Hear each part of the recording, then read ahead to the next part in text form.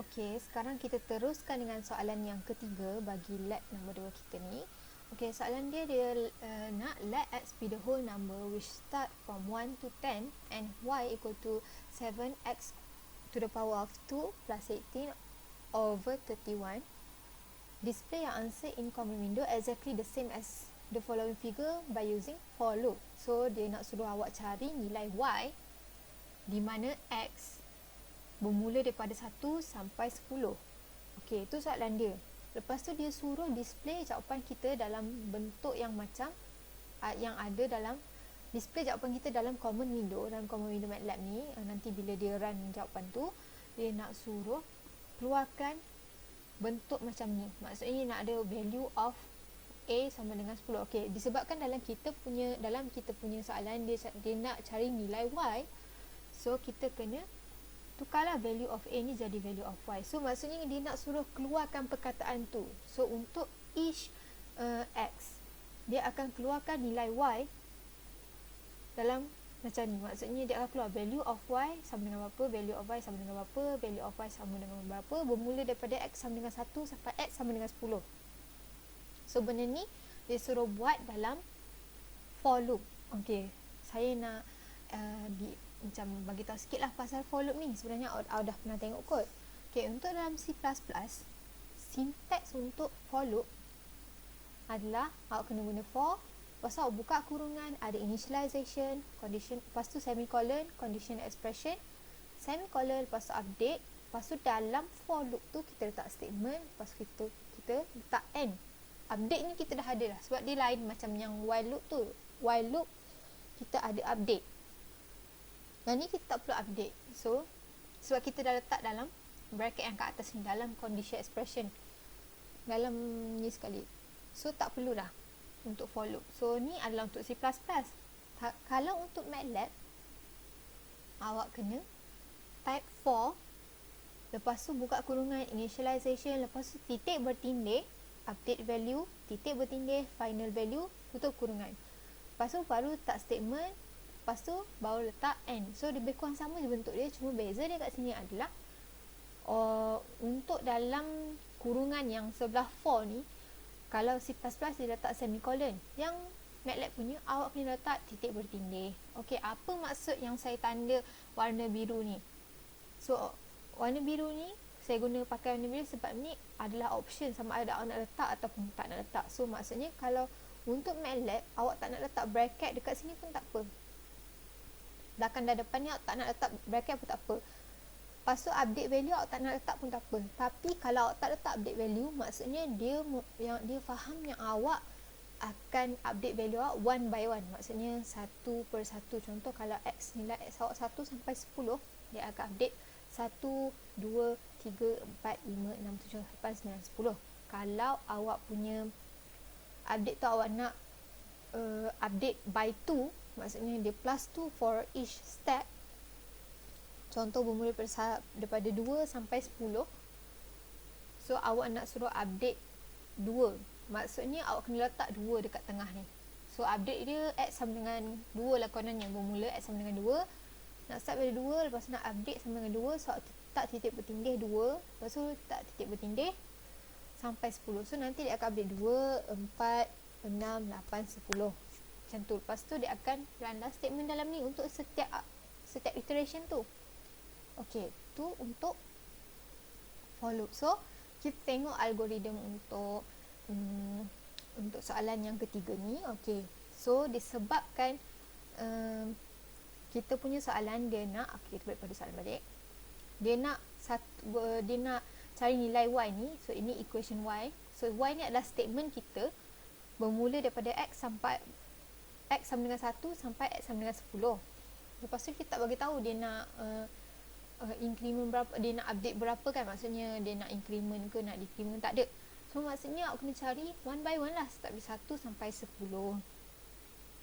So dekat dalam awak punya for ni, for loop awak, dalam condition dia tu, dalam kurungan dia awak boleh letak x sama dengan 1 titik bertindih 10, atau x sama dengan 1 titik bertindih 1 titik bertindih 10. Maksudnya 1 ni adalah update value, berapa langkau yang awak nak update tu. berapa beza yang awak nak update tu. So yang tu kita kena yang keliru lah. So disebabkan kat sini dia nak satu per satu je, one by one je update dia. So kalau nak letak pun boleh satu ni, kalau tak nak letak pun tak apa. So update value dia tu awak tak perlu letak jika awak punya update one by one je. So lepas tu statement dalam ni adalah y sama dengan 7x kuasa 2 tambah 18 per 31.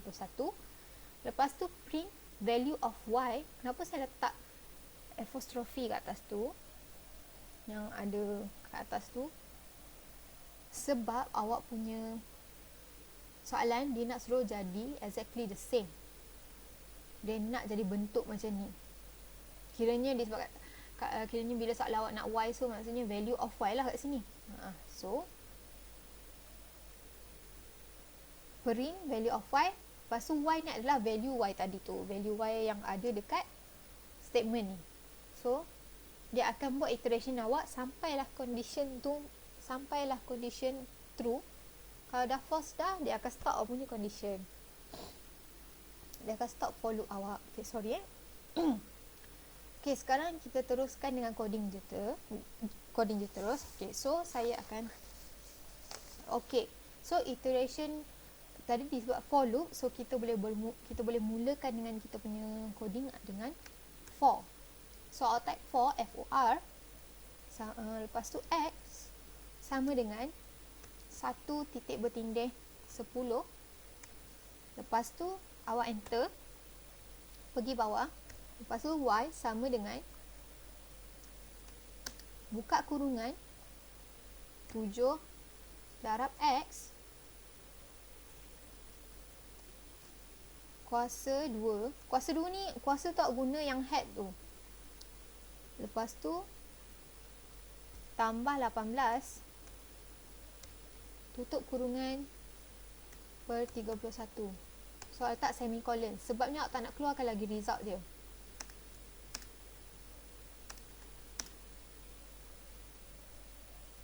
Sorry. Dan so awak kalau nak buat space pun ni bergantung kepada awak, tu atas kreativiti sendirilah. It's okay. Lepas tu jangan lupa letak semicolon sebab kita tak nak keluarkan lagi result y tu. Lepas tu awak enter, lepas tu awak type f print f buka kurungan. So f print f ni tujuan dia adalah untuk kita print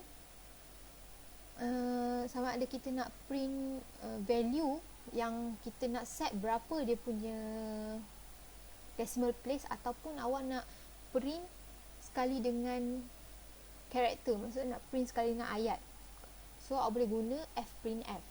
So bila nak guna f print f, awak kena guna kat dalam ni apostrophe. Lepas tu type apa yang awak nak type. Sebab untuk soalan kita dia nak value of a kan, so maksudnya kita value of y, so kita type kat sini, kita type value of y titik bertindih. Lepas tu kita nak keluarkan result y tu kan. Bila nak keluarkan result y yang kita dah buat kat sini kat statement tu, awak tekan peratus, shift 5 yang modulus tapi peratus tu percentage so awak guna simbol tu. Lepas awak type f, awak type slash ke kanan tu, dia sengit ke kanan. Lepas tu awak type n, lepas awak type apostrophe.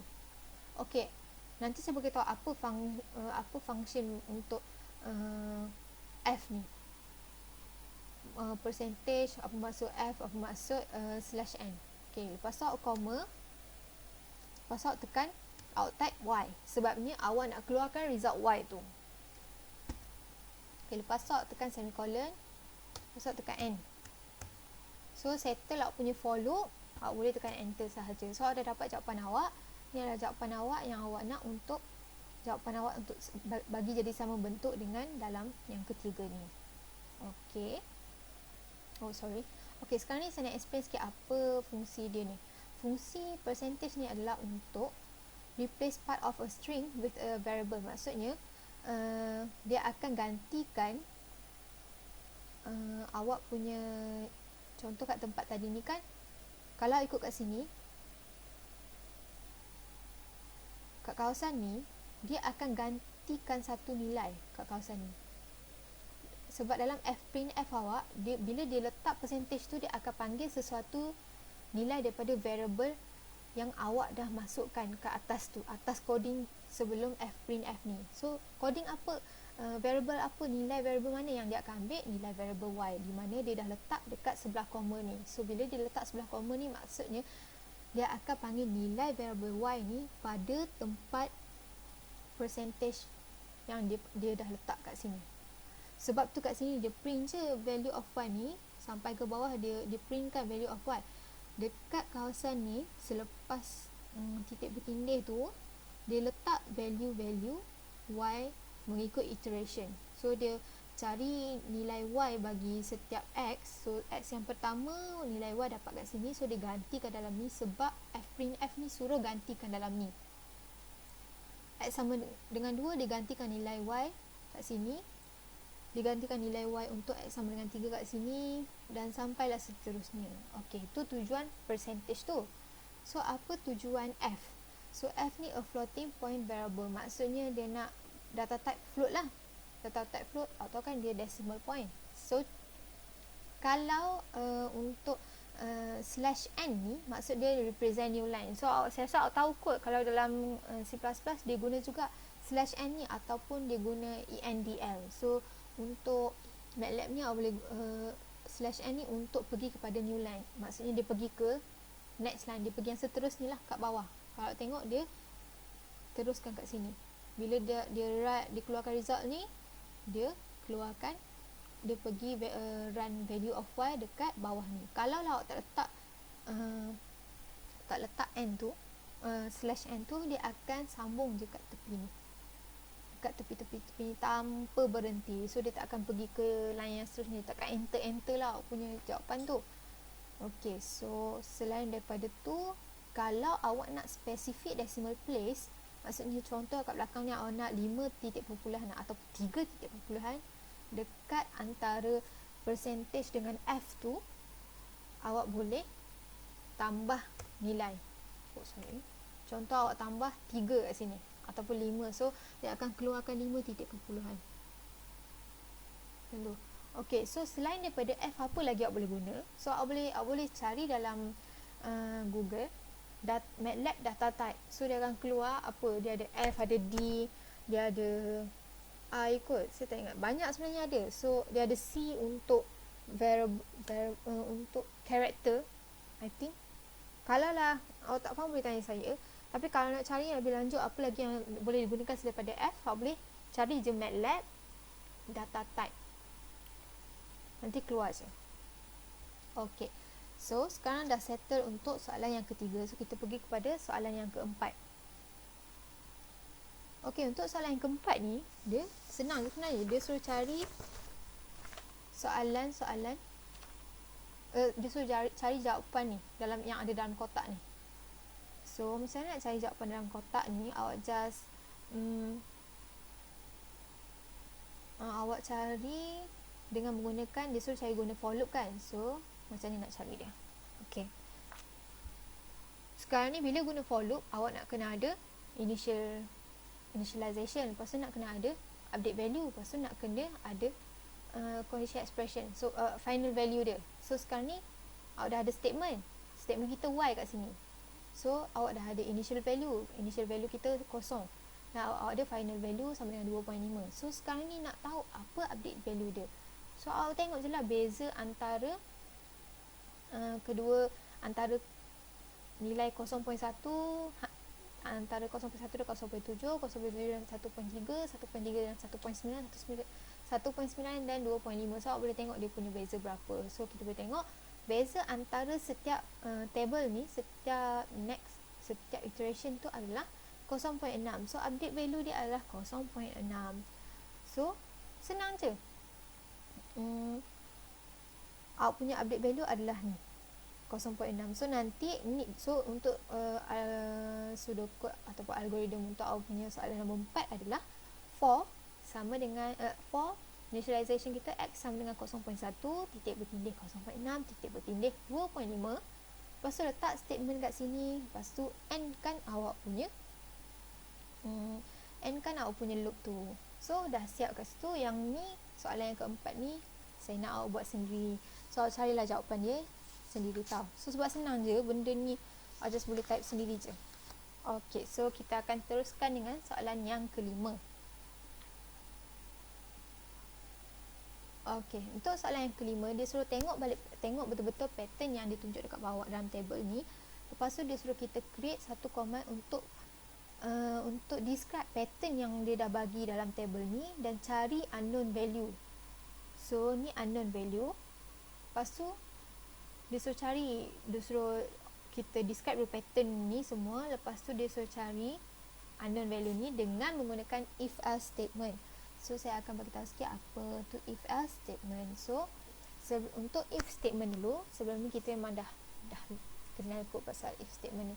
Okay, if kalau nak buat if statement, kita type if, lepas tu dalam kurungan expression dia ataupun condition expression.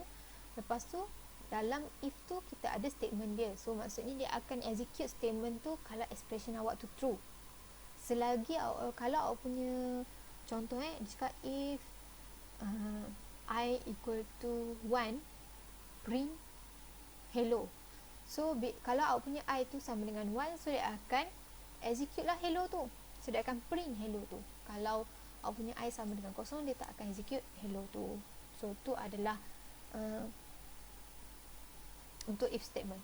Kalau if else statement, dia akan execute dua statement, di mana dia akan execute dua statement untuk satu condition. So ada satu condition, so kalau true dia akan execute statement yang pertama, kalau false dia akan execute statement yang kedua. Itulah if else statement. Kalau nested if else, so nested if else ni dia ada banyak condition dan ada banyak statement. So dia boleh jadi 2, boleh jadi 3. So bergantung kepada kita punya program ataupun bergantung kepada kita punya soalan. So untuk nested if kat sini dia boleh jadi macam ni. If expression, condition expression awak macam ni, statement dia akan macam ni. Kalau lah awak punya expression tak kena, dia akan pergi kepada yang bawah, dia tengok else if pula. True tak awak punya condition tu. Kalau tak true lagi, dia akan pergi kepada yang seterusnya. Kalau lah true kat sini, dia akan run je yang statement ni. Kalau tak, dia akan pergi kepada yang else, yang last kali. So benda nested if else ni boleh jadi banyak dia punya condition. Okay, so kita tengok pada kita punya soalan nombor 5. Okay, macam mana sekarang ni kita nak kena observe dulu pattern yang ada dalam table ni. So mula kita tengok dulu pattern dia. Yang pertama, macam mana nak tengok pattern, kita boleh perhatikan bila A okay, kalau A sama dengan negatif 69, B sama dengan negatif 58, C ni sama dengan 1. Kalau A sama dengan 100, B sama dengan 89, C sama dengan 2. So kalau A negatif 1/3, negatif 1/2, C sama dengan 2. Untuk A yang seterusnya ni, A 0.01, B 0.1 dapat 1, C. Kalau A sama dengan 47, B sama 7, dapat 0. Kalau negatif 27/89, kalau A negatif 27/89, B negatif 31/97, berapa jawapan bagi C ni? So sekarang kita nak observe dia. So awak boleh nampak apa kat sini? Yang saya nampak kat sini adalah value negatif 69 ni dengan negatif 58. Apa yang menyebabkan dia dapat 1 adalah value dia.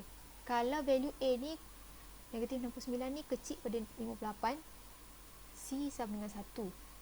Cuba tengok A yang seterusnya. A 100 ni, 100 dengan 89, mana lebih besar? 100 lebih besar kan? So 100 ni lebih besar. Dia dapat 2 kat sini.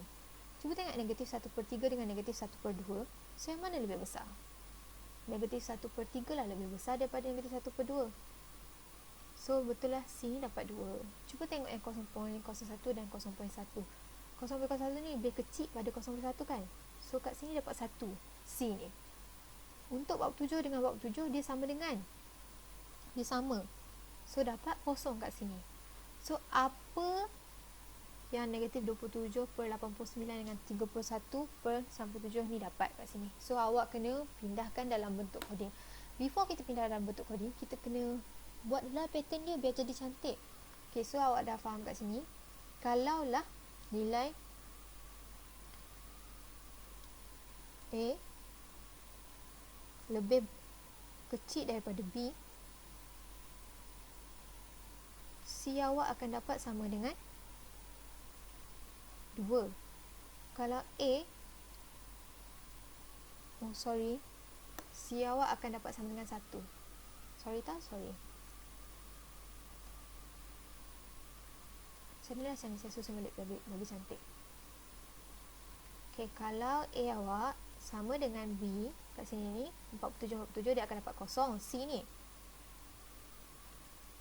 saya akan dapat kosong. Kalau A lebih kecil pada B, C awak akan dapat sama dengan 1. Kalau nilai A ni lebih besar daripada B, so C awak akan dapat sama dengan 2. So awak dah dapat dah awak punya pattern. Sekarang ni awak nak kena buat dalam bentuk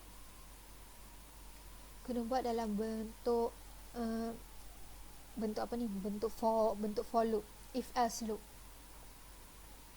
So macam nak buat if else loop? So kat sini saya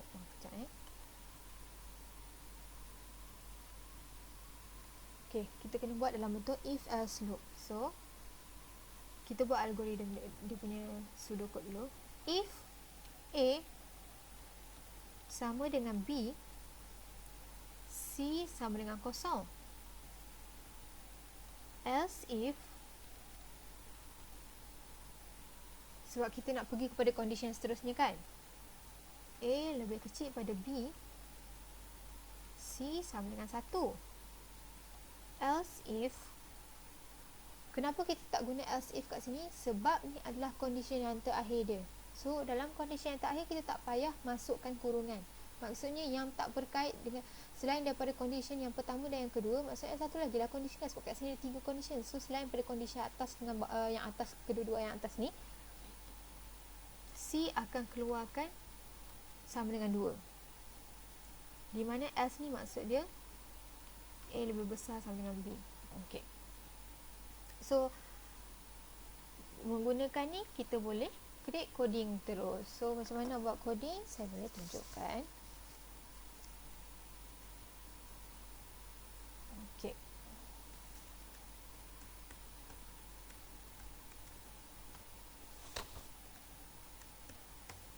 Okay.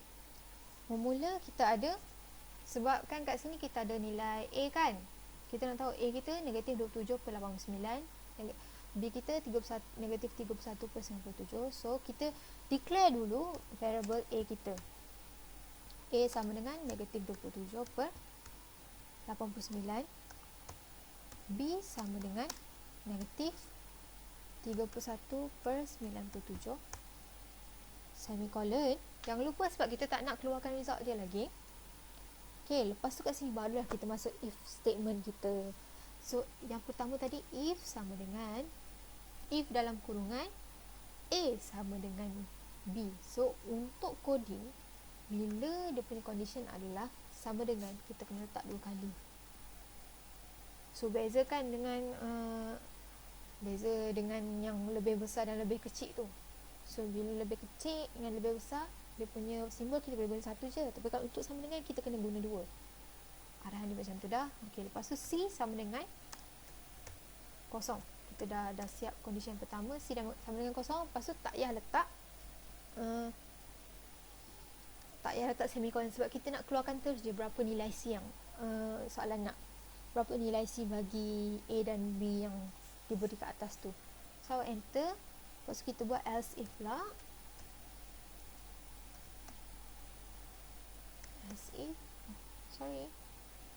Else if buka kurungan A lebih kecil daripada B. Kalau A lebih kecil daripada B, C sama dengan 1. So C sama dengan 1. Lepas tu enter, else enter C sama dengan 2. Ni untuk condition A lebih besar pada B lah. Tak perlu tulis, macam dah kiranya tak perlu tulis sebab kita dah letak dah dekat atas tu yang condition yang pertama dan condition yang kedua. So dah siap yang ni, type E and D untuk N. Lepas awak enter je, so awak dapatlah result awak. So awak dapat 2. So 2 ni adalah jawapan kepada tanda soal. So ni adalah jawapan kepada unknown value awak. So C awak kat sini adalah 2. So nanti ni jawapan awak. Okay, so nanti awak bagi tahu lah. So the answer for the unknown value is C equal to 2 macam tu. So settle untuk soalan nombor 5. So kita boleh pergi kepada soalan nombor 6. Okay, untuk soalan nombor 6 ni dia tak adalah complicated sangat. Cuma dia nak suruh kita guna continuous statement. Okay, so continuous statement ni, okay, continuous statement ni kita guna untuk passing ataupun skipping control to the next iteration untuk for or while loop. So biasa kita guna dalam for loop ataupun while loop. Lepas tu dia kegunaan dia macam break statement. So break statement tu apa, boleh search sebab benda ni macam senang je kot. Lepas tu continue statement juga, dia akan force next iteration of the loop untuk take place dan skip any code in between. So dia boleh skip code kat mana-mana antara loop tu. Okay, so sekarang ni untuk awak punya soalan. Okay, cakap given x start from 1 to 10, maksudnya x ni dia punya starting value dia, initial value dia sama dengan 1 sehingga 10 ni final value dia, where step size is 1. So dia punya update value adalah 1. Okay, bila begitu step size is 1, maksudnya aku letak dalam awak punya coding tu update value sama dengan 1. So pada yang dalam for tu awak kena letaklah 1 titik bertindih 1 10. Okay, and y sama dengan 5x per x tolak 6 x tolak 2. So statement awak adalah y ni untuk semua x kecuali x sama dengan, kecuali x yang x tak sama dengan 2 dan x tak sama dengan 6. So dia akan kiranya untuk value ni, untuk soalan ni dia akan run, dia akan execute value untuk y bagi x bermula daripada 1 sampai 10 kecuali iteration x sama dengan 2 dan x sama dengan 6. Dia tak akan run value untuk x sama dengan 2, x sama dengan 6 tu. So ni adalah condition wave. So dia suruh calculate value y tu dengan menggunakan for loop, if dan continue statement. Lepas tu dia suruh display dalam bentuk table form. So bila dia suruh display macam ni, awak boleh guna print f tadi. So nanti saya tunjuk. So macam mana nak buat coding before that, saya bagi tahu yang syarat ni, continue punya cara tu. Memula ni awak punya condition. Okay, condition pertama awak tadi tu adalah x tak sama dengan 6, x tak sama dengan 2 kan. So kalaulah awak punya condition tu tak sama, maksudnya true, dia akan teruskan continue ni. Okay, macam mana nak beritahu?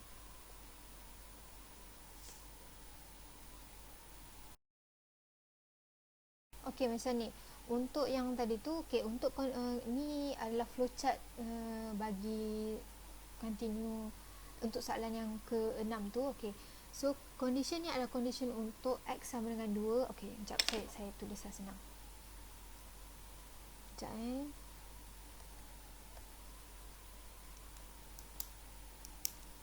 sekejap, sorry, take time.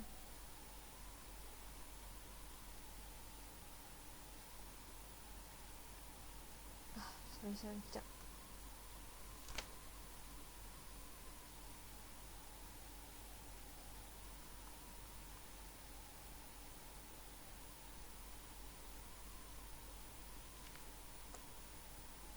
Okay, macam ni. So condition ni adalah untuk X sama dengan 2 dan X sama dengan 6. Okay, contohlah bila awak dalam untuk tu tadi, awak run kita nak cari nilai Y bermula daripada X1 sama dengan X10. So dia run X1, so dia pergi through, so dia bila X sama dengan 1, dia run je statement tu, dia kira je Y, lepas tu dia update kan X sama, dia naik atas, dia update, dia pergi pada nilai yang seterusnya. So jadilah X sama dengan 2. So bila jadi X sama dengan 2, X sama dengan 2 ni dia ada dalam condition yang awak punya soalan tak nak tadi tu. Kiranya X sama dengan 2 kan, X sama dengan 2 dengan X sama dengan 6 ni dia tak nak keluarkan nilai Y tu. So bila X sama dengan 2 ni duduk dalam condition ni, dia adalah true. So bila X sama dengan 2 ni adalah condition true, dia akan continue. Bila dia akan masuk pada continue statement, dia akan skip je awak punya soalan tu. Kira dia tak perlu, dia tak tengok. Okey, kejap okey, macam ni lah. Saya tunjuk yang algoritma dulu supaya awak senang. Okey, macam ni. Okey, bermula. Okey, untuk algoritma ni, okey kan soalan dia nak daripada X sama dengan 1 sampai 10. So dia suruh skip X sama dengan 2 dan dia suruh skip X sama dengan 6. Okey, macam mana nak skip ni? Bermula kita buat dulu for untuk create untuk run value Y ni. Untuk run value Y kat sini, kita buat dalam for loop dulu. Cuma dalam for loop ni kita akan tambah lagi if loop supaya kita skip X sama dengan 2 dengan X sama 6 ni. So bila kita skip X sama dengan 2 dengan X sama dengan 6, kita akan skip. Bila skip tu dia akan kita tak nak kira. So maksudnya bila tak nak kira tu, awak just boleh tambah iteration awak jadi X sama dengan 1. So maksudnya sekarang ni bila awak punya X sama dengan 2 kat sini, so dia true lah kan dekat if ni. So soalan awak akan jadi X sama dengan 3 sebab dia update kat sini ni. So bila dia update kat sini X sama dengan 3, dia suruh continue. Bila dia cakap continue kat sini, maksudnya X sama dengan 3 awak ni, awak just continue kat sini terus je. Tak perlu dah tunggu N kat sini, lepas tu update kat sini pula, tak perlu. Dia tak akan naik dah kat atas ni, dia just continue X sama dengan 3 untuk statement ni. Dia akan continue macam tu sahaja untuk statement Y sama dengan 5X per X tolak 6 X tolak 2. Lepas tu dia akan print nilai X dengan Y sebab dia nak X dengan Y kan tadi. So kalau dia pergi kepada dia dah settle X ketiga tadi tu, dia akan masuk kepada X4 pula kan. So macam mana dia akan masuk X4? Kejap saya tunjuk. Ok, sorry tahu, ambil masa. Macam mana dia masuk kepada X4? Dia akan update kat sini kan. Ni kan dia akan update ke seterusnya sebab awak dah selesai print ni, dia akan update kepada X sama dengan 4 pula sebab awak dah selesai dah X sama dengan 3 tadi kat sini. X sama dengan 3 awak dah selesai, dia akan jadi, dia akan naik atas, dia akan bermula dengan X sama dengan 4. So dia akan bermula dengan X sama 4, dia tengok dalam condition if ni X sama dengan 4 tak ada. So dia akan pergi kepada Y ni terus. So naik pula kepada X sama dengan 5, dia tengok dalam condition ni not true, so dia akan pergi kepada Y. So dia naik balik sampai X sama dengan 6. So condition dekat if ni adalah true. So dia akan X sama dengan 6 tu dia akan update kat sini ni. X sama dengan 6, dia akan jadi X sama dengan 7 lah sebab dia dah tambah 1. So jadi X sama dengan 1. X sama dengan 7 sebab dia dah tambah 1 tadi. So dia akan continue je terus dengan ni. Dia tak end kat sini sahaja. Dia akan continue je terus, dia akan skip je. Lepas tu dia akan kira Y sama dengan 5X sama dengan 5, kira lepas tu naik 8 pula, naik 9, naik 10 macam tu. kiranya kita bila kita guna continue ni, kita tak perlu loop untuk ni, dia tak akan naik balik ke atas kalau not true, atau kalau dia betul, kalau dia not true. Betul, macam tu je. Faham macam tu. Kalau ada tak faham lagi, awak boleh tanya saya balik, saya boleh explain balik sekali lagi. Okay, so ni adalah dia punya pseudocode. So saya akan teruskan dengan coding. So senang untuk awak faham je. Okay, kita balik pada coding balik. Okay, type CLC untuk clearkan awak punya dalam command window tu. Lepas tu sekarang kita pergi kepada coding. So mula-mula kita type dulu for yang ke atas ni, condition dia, sebab kita nak soalan dia nak cari nilai y di mana x bermula daripada 1 sampai 10 kan. Okey, lepas tu awak akan bermula dalam for ni, awak akan start dengan if, sebabnya ada condition dia tak nak print result di mana x sama dengan 2, x sama dengan 6. So x sama dengan 2. Lepas tu awak guna tanda yang straight ni. So macam mana tanda yang straight tu awak nak cari? Awak nak cari tu dia paling modulus kot benda tu. Saya tak ingat apa nama dia. Awak boleh shift atas pada enter tu, ada slash yang ke kanan kan, ke kanan. So slash yang ke kanan tu awak kena shift dia. So awak cari simbol tu, simbol ni. Awak kena shift simbol ni. Simbol ni awak kena shift simbol dia. Lepas tu awak dapat simbol straight macam tu. Lepas tu x sama dengan 6. Ni untuk condition x sama dengan 2 dengan x sama dengan 6, dia tak nak keluarkan. So lepas tu x sama dengan x tambah 1.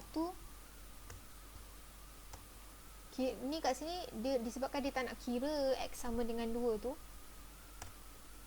dia tak nak keluarkan result. So dia kena pergi kepada nilai seterusnya lah. Sebab tu dia buat update kat situ, dia tambah je terus nilai x tu. Lepas tu kita guna continue.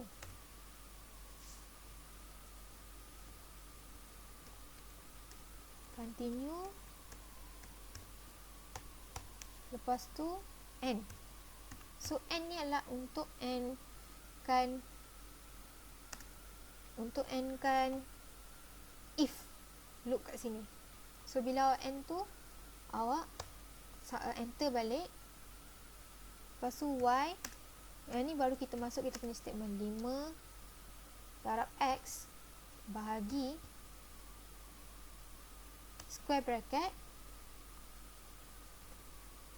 x tolak 6 darab dengan x tolak 2. Lepas tu tutup square bracket, semicolon, sebab kita tak nak keluarkan lagi result dia. Lepas tu f print f. Yang ni sebab kita guna f print f sebab dalam soalan dia nak suruh keluarkan 1, 2, 3, 4, 5, 6, 7, 8, 9, 10 dan suruh keluarkan result dia one by one. So f print f lah kita boleh guna kat sini. So awak guna apostrophe, lepas tu awak guna percentage punya simbol tu, lepas tu d, lepas tu percentage untuk simbol sekali lagi, lepas tu type f, lepas tu slash yang sengit ke backslash, sengit yang sengit ke kanan tu, lepas tu n untuk untuk enter kepada new line. Lepas tu tutup apostrophe tu, lepas tu comma, lepas tu x, comma y, lepas tu tak semicolon. Okey, apa tujuan modulus ni? Modulus percentage ni adalah untuk keluarkan result x ni. X ni adalah nilai x sama dengan 1 sampai 10 kecuali 2 dan 6. So dia akan keluarkan result tu. So D ni adalah data type bagi X ni, iaitu saya rasa dia integer kot untuk simbol D ni. So nanti awak boleh search dia MATLAB data type, dia akan keluar dia punya simbol tu. So untuk F apa, untuk D apa. So ada banyak lagi. So lepas tu untuk yang seterusnya ni percentage F untuk nilai Y. Okay, contohlah kat sini awak letak percentage, ada dua percentage macam ni kan, percentage D, percentage F. So kalau kat sini awak letak Y, kat sini awak letak X, maksudnya nilai yang pertama ni yang keluar kat sini, yang keluar akan jadi nilai X, nilai Y kalau awak letak kat sini Y. Kalau awak letak kat sini X, dia akan keluar nilai X lah kat sini. Dia bergantung pada urutan awak. So kalau awak nak keluarkan nilai X dulu, pastikan awak punya data type kat sini dah betul. Kalau nak keluar yang kedua, pastikan data type yang kedua tu betul. So dia akan ikut urutan. Okey, lepas tu M. Okey, settle kat sini.